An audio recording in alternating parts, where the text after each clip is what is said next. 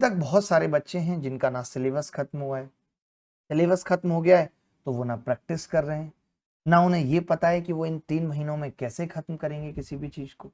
जब तक target oriented कोई काम नहीं होगा तब तक ना तो कोई बिजनेस, ना ही पढ़ाई, किसी भी चीज में सफलता नहीं मिल सकती। हमें अपने गोल्स को लॉन्ग टर्म और शॉर्ट टर्म गोल्स में डिवाइड करना ही पड़ेगा, तभी हम उस गोल को अचीव कर सकते हैं। आज से 3 महीने बचे हुए हैं। मैं ये चाहता हूं कि इन 3 महीनों में आप कितना बेहतर और अपने आप को करें। और मैं सिर्फ उन बच्चों की बात कर रहा हूं जो ऑलरेडी 3 से 4 महीने से पढ़ रहे हैं लगातार। ये क्लास में उन लोगों से कहना चाहता हूं जिनको थोड़ा बहुत कुछ आता है। अभी स्टार्टिंग के 10 मिनट में मैं जो बात करूंगा, मैं वो लेवल 1 स्टूडेंट्स की बात कर रहा हूं, लेवल 1 स्टूडेंट्स की बात कर रहा हूं जो ऑलरेडी क्रॉस 100 इन मॉक्स या 110 इन मॉक्स। मैं इन बच्चों की बात कर रहा हूं स्टार्टिंग के कुछ 1 मिनट में। ये वो बच्चे हैं जो अभी भी बहुत अच्छी रैंक के साथ सिलेक्शन ले सकते हैं, जिनके 100 से 110 मार्क्स भी अभी मॉक में आ रहे हैं।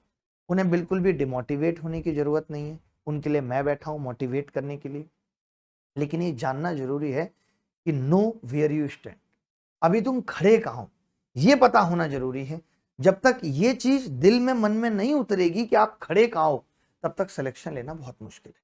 कुछ भी कर पाना मुश्किल है जब तक आपको यही नहीं पता कि आप हो कहां, आप स्टैंड कहां कर रहे हैं। यही हमें नहीं मालूम कि हम अपने आप को स्टैंड कहां कर रहे हैं, तो फिर हम लाख डेडिकेशन लगा लें, लाख स्टडी मटेरियल कलेक्ट कर लें, उससे कुछ नहीं हो पाना। क्योंकि आज की डेट में हम क्वांटिटी के पीछे भाग रहे हैं। इतने सवाल कर लूंगा, 10,800 सवालों की किताब आती है तो बात बन जाएगी, नहीं। Chase quality not quantity. Quality के पीछे भागो, गुणवत्ता के पीछे भागो। मैं हमेशा एक चीज कहता हूं कि make tough things on priority. बड़े कमाल की चीज है कि जब हम मुश्किल चीजों को प्रायोरिटी पे रखते हैं तो इससे होता क्या है, हम क्या करते हैं, आसान चीजों को प्रायोरिटी पे रखते हैं, आसान आसान चीजें कर ली। अब आसान चीजें करें या मुश्किल, दिमाग तो थकता ही है। जब हम उसके बाद मुश्किल चीजों पे जाते हैं तो हम उसके अंदर अपने आप को इन नहीं रख पाते, हम कर ही नहीं पाते, क्योंकि हमारा दिमाग आसान चीजों से थक चुका है। तो जब आप घर पे तैयारी कर रहे हैं, यही अंतर है एग्जाम में, पेपर देने में हमें क्या करना है कि प्रायोरिटी पे आसान सवाल रखने हैं। लेकिन जब हम घर पे तैयारी कर रहे हैं तो हमें टफ चीजों को प्रायोरिटी पे रखना है, अपने आप को उस लाइक बनाना है। एक प्रॉपर प्लानिंग करनी पड़ेगी 3 महीने की।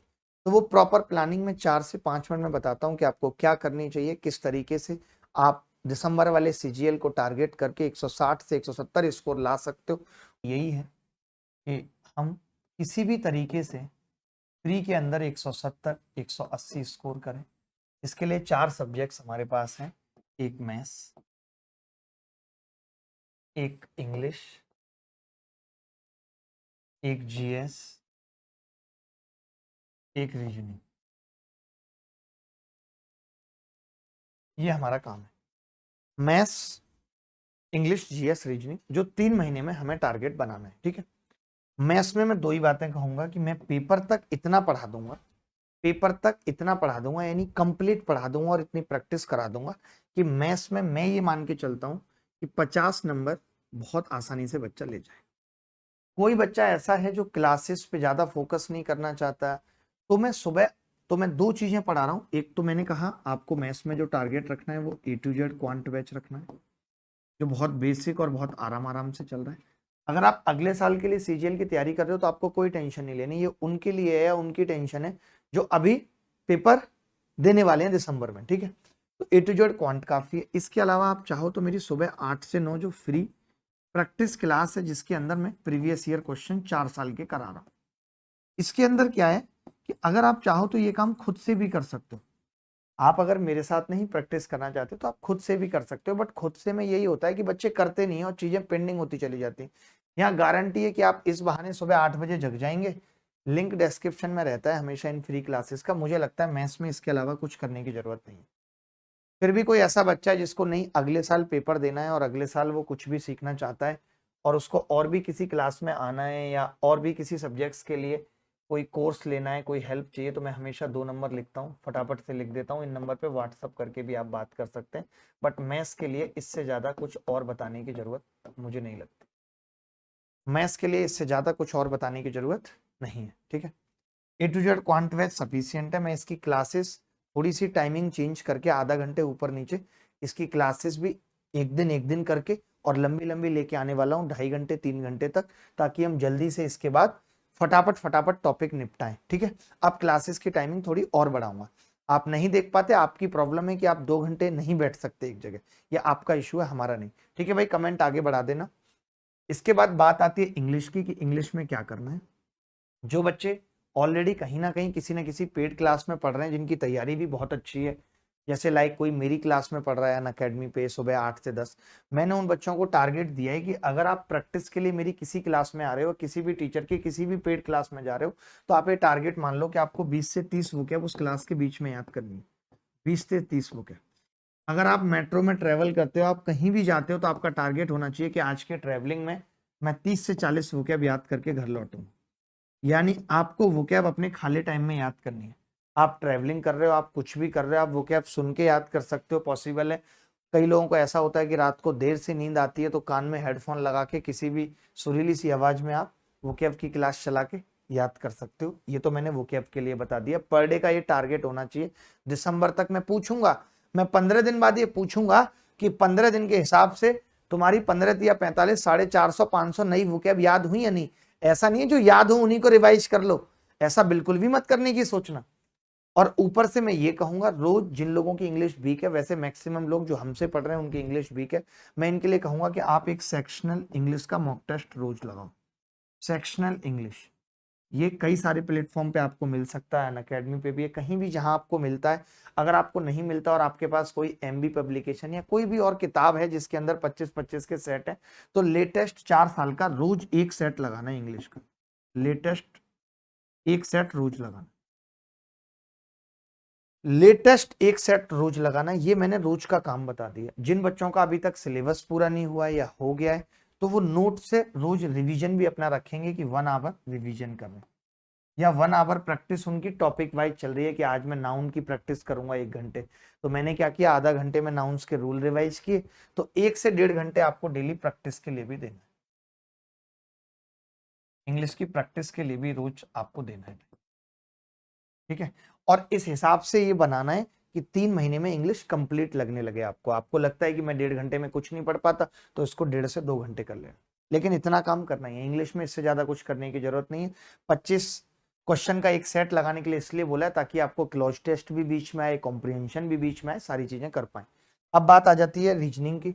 रीजनिंग में कुछ करने की जरूरत नहीं है। अगर आपको कोई टॉपिक नहीं आता स्पेशल, तो आप यूट्यूब पे जाएंगे और उस टॉपिक का एक वीडियो देख लेंगे। लाइक आपको डाइस के सवाल नहीं आते, अलग से देखिए, जिनका एसएससी निकलता है उनको रीजनिंग पढ़ने की जरूरत नहीं पड़ती, जिनका निकलता है उन्हीं को पढ़ती, जिनका निकलता नहीं, जिन्हें कुछ आता ही नहीं है। रीजनिंग बच्चा जन्म से लेकर पैदा होता है, जन्म से जब हम पैदा हुए थे तब से हमें रीजनिंग आती है। इतना बड़ा टफ सब्जेक्ट नहीं है रीजनिंग।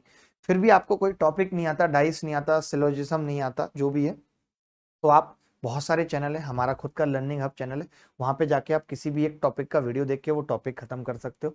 बाकी आपको मैं 1 महीने का टारगेट दे के जा रहा हूँ। 1 महीने बाद फिर पूछूंगा कि कितने बच्चे ऐसे हैं जो अभी रीजनिंग का, जब आप 25 क्वेश्चन करने लगेंगे तो हो सकता है 25 मिनट से शुरुआत हो, 25 मिनट से शुरुआत हो, लेकिन जब मैं 1 महीने बाद मिलूंगा तो मैं चाहूंगा 15 से 16 मिनट ये टाइम आ जाए। 16 मिनट, यानी आप 1 महीने में 30 सेट लगा लें रीजनिंग के, और वो भी लेटेस्ट लगाएं, लेटेस्ट प्रैक्टिस। इसके अलावा रीजनिंग में कुछ करने की जरूरत नहीं है। कोई टॉपिक नहीं आता तो उस पर टाइम दे सकते हैं, अदरवाइज रोज 1 सेट 2 सेट 3 सेट जितने भी लगा सकते हैं लगा के, किसी दिन 2, किसी दिन 3, किसी दिन 1, आपको ये 25 मिनट का टाइम 15 से 16 मिनट पे लेके आना है। अगर आप ले पाए तो आप सिलेक्शन के करीब हो, वरना जैसे पहले थे वैसे अभी भी गरीब हो, अगर ये नहीं करोगे तो। इसके बाद मैंने कहा जीएस बच गई, तो जीएस में मैं थोड़ा अलग से अगले पेज पे बता देता हूँ, फिर फटाफट से टॉपिक पे आते हैं। क्या करना है 3 महीने के टारगेट्स में, आज से अभी करंट अफेयर नहीं पढ़ना। करंट अफेयर का टारगेट हमने बनाया कि हम नवंबर में पढ़ेंगे और 1 साल का करंट पढ़ेंगे। उस वक्त बहुत सारे टीचर्स के वीडियो आएंगे और वो सब टीचर्स बताएंगे 1 साल का कंप्लीट करंट रिवाइज करो, एक एक दिन की 6 घंटे की मैराथन में कंप्लीट करंट रिवाइज। तो उस वक्त हम 1 साल का करंट पढ़ लेंगे, और करंट सिर्फ पढ़ेंगे नहीं, उसके लिए प्रैक्टिस भी लगाएंगे। अगर कोई टीचर प्रैक्टिस करा रहा होगा उस वक्त, मैं बोल दूंगा 1-2 को तो बात करके कि वो प्रैक्टिस करा दें, नहीं तो फिर हम एक और कोई किताब भी आती है स्पीडी करंट, वो नवंबर में ही करेंगे, लेकिन अभी कुछ नहीं करेंगे। नवंबर में ही करेंगे क्योंकि तभी फायदा है। यानी आज से करंट बंद, 3 महीने तक करंट कब करेंगे, नवंबर में, पेपर से 10-15 दिन पहले, ठीक है। और बहुत टाइम इसके अंदर नहीं लगेगा, 20 घंटे मैक्सिमम है पूरा करंट याद करने के लिए, रिवाइज करने के लिए। तो ये हम नवंबर में ही देंगे, अभी से नहीं, ठीक है। अभी से क्या करेंगे, अभी से हमने अगर पॉलिटी पढ़ ली है पूरी, तो हम रिवीजन स्टार्ट करेंगे। जैसे घटना चक्र की किताबें आती हैं, एसएससी की प्रीवियस ईयर, पीसीएस की दोनों, तो इससे हम सवाल करना शुरू करेंगे, क्योंकि खाली पढ़ना काफी नहीं है। हर बच्चे को जीएस समझ में आ जाती है, सबको आ जाती है। अगर पढ़ने से सॉल्यूशन मिल गया होता, जीवन सफल हो गया होता, तो आज सास बहू का झगड़ा खत्म हो गया होता। क्योंकि सास लगातार सालों से रामायण और महाभारत पढ़ रही है, गीता पढ़ रही है, लेकिन फिर भी सास बहू का झगड़ा खत्म नहीं हो रहा। सिर्फ पढ़ने से काम नहीं चलेगा, सिर्फ सिलेबस खत्म करने से काम नहीं चलेगा। आपने पढ़ लिया, जब तक प्रैक्टिस आपकी नहीं होगी, इंप्लीमेंटेशन आपका नहीं होगा, तो कोई फायदा नहीं। आप पेपर में सवाल आते हैं, बच्चा ऐसे ऐसे करता रहता है, ये होगा, ये होगा, ये, ऐसे तीनों ऑप्शन होते हैं उसके दिमाग में, तीनों ही मुझे तो सही लग रहे हैं, क्या करूं, चलो चौथा लगा देता हूं जो बिल्कुल गलत था। कोई एक देखना था, 3 एक जैसे लग रहे थे, गलत हो गया सवाल। अब वो जय माता दी का जमाना नहीं है कि 1 2 3 जय माता दी, ये सही हो गया। पूरा बहुत पढ़ाई अच्छे से करनी पड़ेगी, प्रैक्टिस बहुत जरूरी है। यही सेम चीज आपको हिस्ट्री के साथ करनी है, यही सेम चीज इकोनॉमिक्स के साथ करनी है। ये 3 तो पढ़ के जाने ही पड़ेंगे। इसके अलावा अगर आप पढ़ना चाहें तो एनसीईआरटी का सार, मैं पहले से ही कह चुका हूं आपको कि एनसीईआरटी का सार आप पढ़ सकते हैं, ठीक है। किसी भी किताब से जो आपको लगता है कि मार्केट में आती है, एनसीईआरटी की किताब के लिए साइंस फॉलो कर सकते हैं। और साइंस फॉलो के साथ फिर प्रीवियस ईयर क्वेश्चन प्रैक्टिस बहुत मायने रखेगी, बहुत जरूरी है, ताकि आपको पता चले कि जो आपने पढ़ा है वो काम का है नहीं। क्योंकि साइंस में कुछ भी पूछा जा सकता है, साइंस को समझना बहुत जरूरी है। और अब इतना वक्त नहीं है कि हम साइंस की कोचिंग में 3 महीने खराब कर दें, 3 महीने तक साइंस पढ़ रहे हैं, नहीं।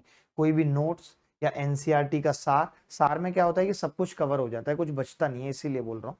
तो ये कर सकते हैं, खत्म कर सकते हैं। तो अभी 1 महीने का टारगेट दे के जा रहा हूँ, 1 महीने का बहुत लंबा चौड़ा टारगेट नहीं दे रहा, 1 महीने का टारगेट दे रहा हूँ कि एक तो साइंस खत्म कर लो, एनसीईआरटी का सार कहीं से भी जहां से मिले वो, या कंप्लीट नोट्स किसी के मिले तो ये साइंस खत्म कर लो।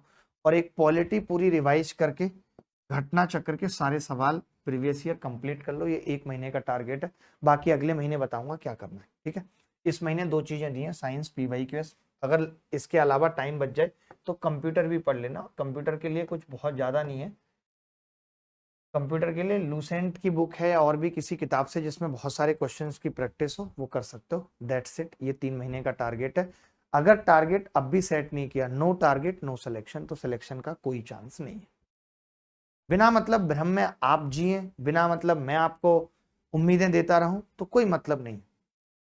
क्योंकि सबसे बड़ा थप्पड़ जीवन में उम्मीदें ही मारती हैं इंसान के गाल पे, है कि नहीं। जो हम ये उम्मीद पाल लेते हैं, वो सबसे बड़ा थप्पड़ लगता है जब वो पूरी नहीं होती। तो इसीलिए फॉल्स कमिटमेंट ना खुद से करने ना किसी और से, यानी कि झूठे वादे नहीं देने, झूठे दिलासे किसी को नहीं देने, और रॉन्ग एक्सपेक्टेशन ना खुद से रखनी ना किसी और से जीवन में।